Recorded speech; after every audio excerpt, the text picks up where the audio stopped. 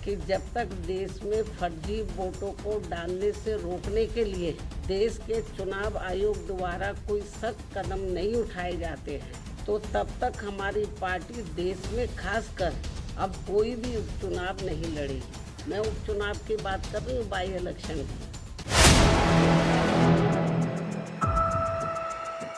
उत्तर प्रदेश में 9 विधानसभा सीटों पर हुए उपचुनाव के नतीजे बीते शनिवार को सामने आ गए। इस उपचुनाव में जहां भाजपा 6 सीटों पर जीत हासिल कर चुकी है, तो वहीं सपा के खाते में 2 सीटें आई हैं। इसके अलावा 1 सीट पर आरएलडी ने जीत दर्ज की है, जबकि बसपा का खाता भी नहीं खुला, जिसके बाद रविवार को बसपा सुप्रीमो मायावती ने उपचुनाव के नतीजों को लेकर एक प्रेस कॉन्फ्रेंस की। इस दौरान बसपा प्रमुख ने चुनाव में फर्जी वोट डाले जाने का आरोप लगाते हुए बड़ा ऐलान कर दिया। उन्होंने कहा कि जब तक देश में फर्जी वोटों को डालने से रोकने के लिए देश के चुनाव आयोग द्वारा कोई सख्त कदम नहीं उठाए जाते, तब तक हमारी पार्टी देश में अब कोई भी उपचुनाव नहीं लड़ेगी। इसके साथ ही उन्होंने संभल के लोगों से शांति बनाए रखने की अपील भी की है। मैं ये अवगत कराना चाहती हूँ कि यूपी में 9 विधानसभा की सीटों पर हुए उपचुनाव में इस बार जो वोट पड़े हैं और उसके बाद जो कल नतीजे आए हैं, तो उसको लेकर अब ये आम चर्चा है। मैं खुद नहीं कह रही हूँ, ये लोगों में आम चर्चा है कि पहले देश में बैलेट पेपर के जरिए चुनाव जीतने के लिए सत्ता का दुरुपयोग करके फर्जी वोट डाले जाते थे, और अब तो ईवीएम के जरिए भी ये कार्य किया जा रहा है, जो लोकतंत्र के लिए बड़े दुख व चिंता की बात है। इतना ही नहीं,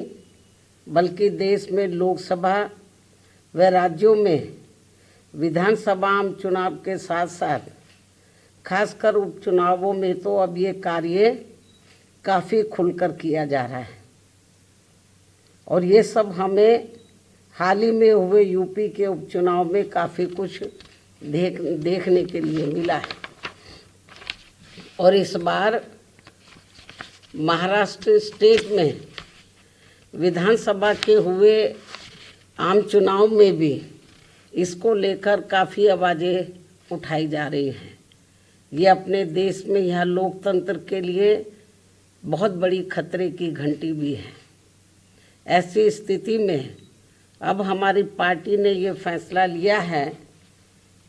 कि जब तक देश में फर्जी वोटों को डालने से रोकने के लिए देश के चुनाव आयोग द्वारा कोई सख्त कदम नहीं उठाए जाते हैं,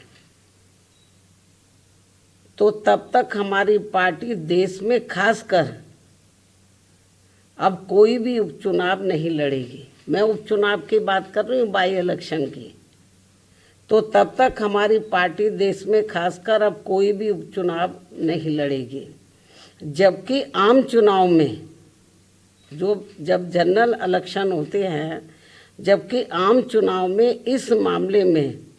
थोड़ा बचाव जरूर हो जाता है, क्योंकि इनका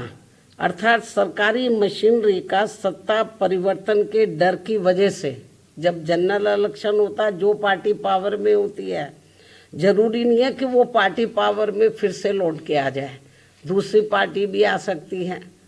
तो फिर वो जो सरकारी मशीनरी है वो थोड़ा घबराती है। जबकि आम चुनाव में इस मामले में थोड़ा बचाव जरूर हो जाता है, क्योंकि इनका अर्थात सरकारी मशीनरी का सत्ता परिवर्तन के डर की वजह से आम चुनाव में इनका जनता पर कोई ज़्यादा दबाव या डर आदि नहीं होता है, जिसे खास ध्यान में रखकर हमारी पार्टी देश में लोकसभा व राज्यों में विधानसभा के आम चुनाव तथा स्थानीय निकायों के भी चुनाव पूरी तैयारी व दमदारी के साथ लड़ेगी। इसके साथ ही यहाँ मैं ये भी कहना चाहती हूँ कि यूपी में सन 2007 में बीएसपी की अकेले ही पूर्ण बहुमत की सरकार बनने के बाद से कांग्रेस, बीजेपी व इनके समर्थक सभी जातिवादी पार्टियां ये सोचकर काफ़ी घबराने लगी थी कि यदि बीएसपी केंद्र की सत्ता में आ गई तो फिर बाबा साहब डॉक्टर भीमराव अंबेडकर का व इनके अनुयायी रहे मान्यवर श्री कांशीराम जी का भी हर मामले में अधूरा रहा सपना जरूर साकार हो जाएगा, जिसे रोकने के लिए फिर इन्होंने अंदर अंदर आपस में मिलकर ये जो जातिवादी पार्टियां हैं, कांग्रेस, बीजेपी कंपनी के जो लोग हैं, फिर इन्होंने अंदर अंदर आपस में मिलकर वे पर्दे के पीछे से खासकर दलित समाज में से बिकाऊ व स्वार्थी किस्म के लोगों के जरिए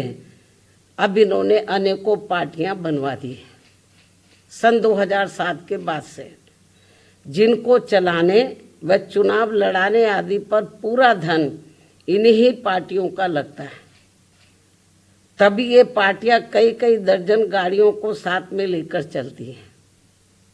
और अब तो ये हेलीकॉप्टर व प्लेन से चुनावी दौरा भी करते हैं। ऐसी लोगों में ये आम चर्चा है, जबकि हमारी पार्टी बीएसपी इसके लिए पार्टी के लोगों से बीएसपी सदस्यता आदि के जरिए अपना खर्चा खुद उठाती है। यहाँ ये भी गंभीरता से सोचने की बात है। और इतना ही नहीं, बल्कि फिर ये विरोधी पार्टियां अपने राजनीतिक लाभ के लिए उनके हिसाब से उनसे उम्मीदवार खड़े करवा के अब बीएसपी को कमज़ोर करने में लगी हैं। इसके साथ ही अब तो इन बिकाऊ व स्वार्थियों को मजबूती देने के लिए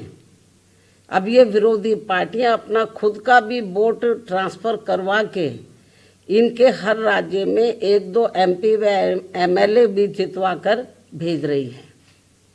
इसलिए ऐसे सभी बिकाऊ व स्वार्थियों की पार्टियों को अब अपने भोले भाले दलितों, आदिवासियों, अन्य पिछड़े वर्गों व अक़लियतों को भी अपना एक भी वोट देकर खराब नहीं करना है। ये सब हमें अभी हाल ही में हरियाणा, महाराष्ट्र, झारखंड के हुए विधानसभा आम चुनाव के साथ साथ यहाँ उत्तर प्रदेश में भी 9 विधानसभा की सीटों पर हुए उपचुनाव में काफ़ी कुछ देखने के लिए मिला है। ऐसे में अब इन सभी वर्गों के लोगों को इन्हें जाति, बिरादरी, रिश्ते नातों, यार दोस्तों आदि के भी चक्कर में न पड़कर अपना वोट ऐसी किसी भी पार्टी को नहीं देना है, बल्कि अपनी एकमात्र हितैषी पार्टी बीएसपी को ही अपना वोट देना है, जिसकी नीतियों व कार्यशैली को इन्होंने यूपी में, यानी कि जो वीकर सेक्शन के लोग हैं, इन्होंने यूपी में बीएसपी के, वैसे तो सर समाज के लोगों ने आजमाया है, इन्होंने यूपी में बीएसपी के नेतृत्व में 4 बार बनी सरकार में भी काफ़ी कुछ आजमाया है। इसके साथ साथ इन सभी वर्गों के लोग अब पुनः सत्ता में आने के लिए विरोधी पार्टियों की इन सभी साजिशों से हमेशा सावधान रहना है और आपस में भाईचारा पैदा करके अपनी पार्टी बीएसपी को हर मामले में जरूर मजबूत बनाना है तथा इनकी इन सभी साजिशों से ये लोग हमेशा सावधान भी रहें। वर्तमान में समय की यही मांग है और सर्वजन हिताय व सर्वजन सुखाय के लिए इसकी ये खास ज़रूरत भी है। और अब मैं विरोधियों की इन सभी साजिशों के बीच अपनी पार्टी के लोगों ने अपने उम्मीदवारों को यहाँ उत्तर प्रदेश में, महाराष्ट्र में, झारखंड में और ख़ासकर उत्तर प्रदेश में जो 9 विधानसभा की सीटों पर बाई इलेक्शन हुए, तो इन सभी सीटों पर अपनी पार्टी के लोगों ने अपने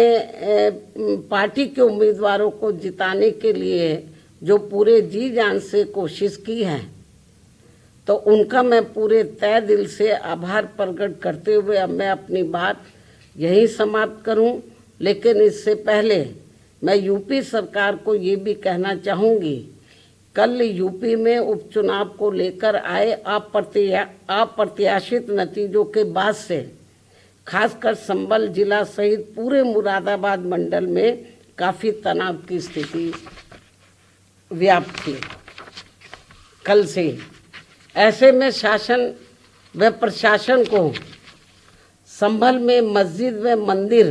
विवाद को लेकर सर्वे कराने का कार्य आगे बढ़ाना चाहिए था, जो तो ये ज़्यादा बेहतर होता। लेकिन ऐसा ना करके जो आज वहाँ सर्वे के दौरान जो कुछ भी बवाल हुआ है, हिंसा हुई है,